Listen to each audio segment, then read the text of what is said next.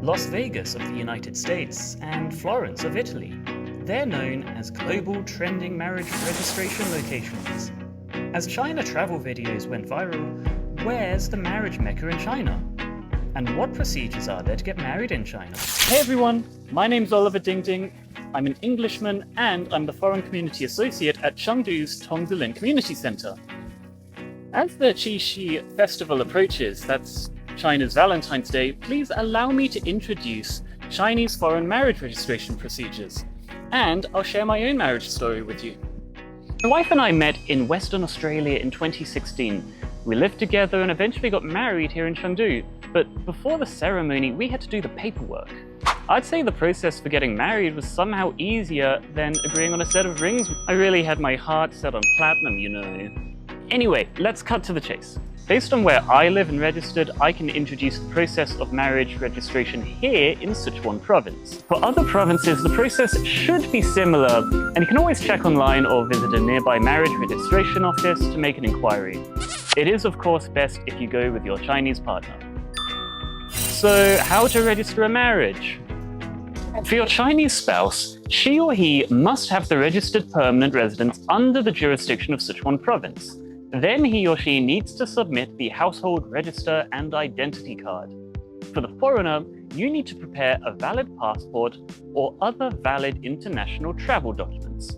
Also, a certificate of no spouse issued by a notary authority or competent authority in the home country and certified by the embassy or consulate of the People's Republic of China in the home country or embassy of the home country in China, or certificate of no spouse issued by the embassy or consulate of home country in China is required. In my case, I went to the UK consulate in Shanghai to get my no spouse certificate. Currently, UK has 5 diplomatic presences in China. One thing to note, in case of non-Chinese certificates, it should be translated into Chinese.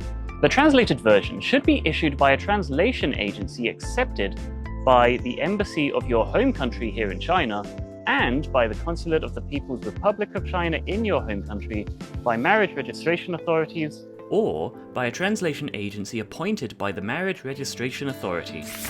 It's getting a bit hot outside, so here we are in the tea house. Thank you for joining me. Step 1. Online pre-examination. Once the documents are ready, you'll have to do online pre-examination. You can access the Chinese foreign marriage pre-examination and reservation system of Sichuan province by scanning the QR codes on screen and following the steps.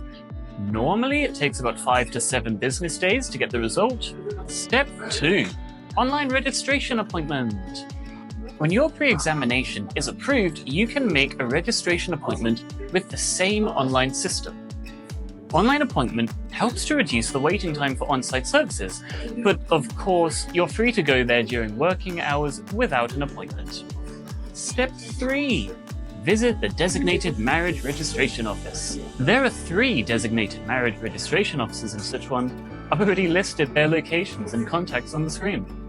But pay special attention to the first one, which accepts marriage registration for residents of cities and prefectures in Sichuan province, excluding Chengdu, with foreigners. After a foreigner's marriage is successfully registered here in China, will it be recognized by his or her home country, and will it have any legal force there?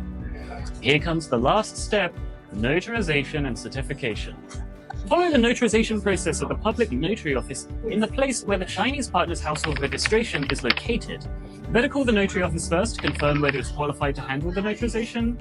There are 2 types of certification, apostille and consular legalization. An apostille can be used among the member countries of the Hague and Apostille Convention.